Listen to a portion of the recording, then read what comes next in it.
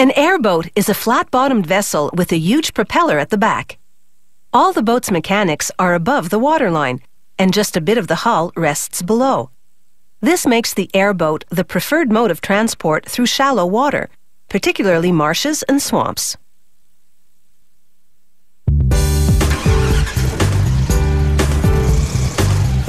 To steer an airboat, large vertical rudders direct the propeller's airflow.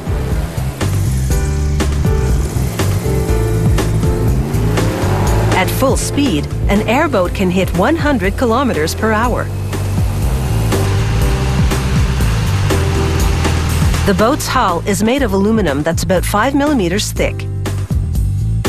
Workers stiffen the hull's bottom plate with aluminum T-bars positioned 18 centimeters apart.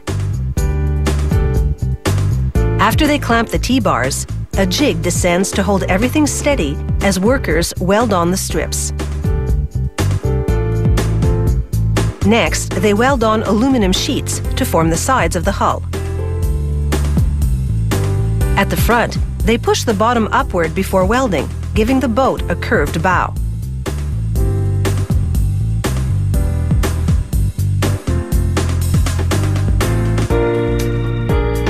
They complete the hull by welding on a sheet across the back to form the transom. To that, they weld a splash plate that prevents water from coming over the edge into the back of the boat.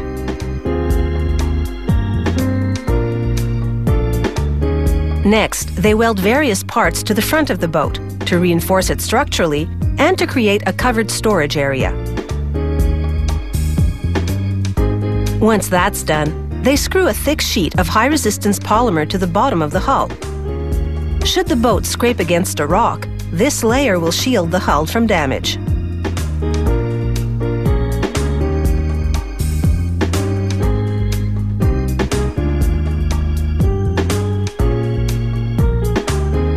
Once that's secured, they paint the inside of the boat with a blend of epoxy and paint.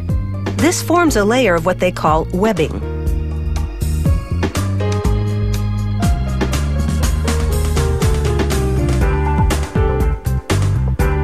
On the outside of the boat, they apply a coat of primer, followed by 2 coats of durable marine paint.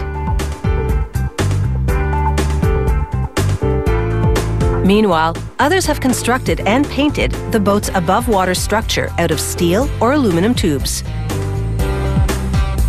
The rigging, as this structure is called, supports the mechanics, 2 fiberglass seats, and the instrument panel.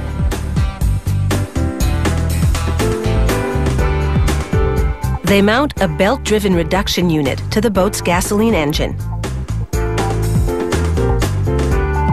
This unit reduces the propeller speed in conjunction with a pre-assembled set of gears. Without it, the propeller would turn at the same rate as the engine. This would exceed the propeller's operating limits and destroy it. The engine is now ready to take its place at the rear of the rigging. Heavy-duty bolts secure it. Under the engine goes a 190-liter fuel tank. At the very back, an aluminum radiator. Then they bolt the rigging to the hull's T-bars.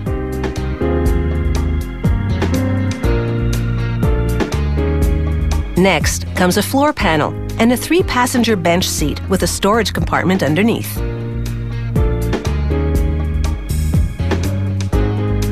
The boat's exhaust system consists of stainless steel pipe, which attaches with band clamps to a header coming off the engine. The other end leads to a stainless steel muffler. From that, an exhaust pipe runs out the rear of the boat. Next, they mount the propeller guard, a stainless steel safety cage that surrounds the engine and propeller. The 3 propeller blades are made of carbon fiber. Aluminum rudders steer the boat by directing the propeller's airflow. Cables or rods connect the rudders to a control stick.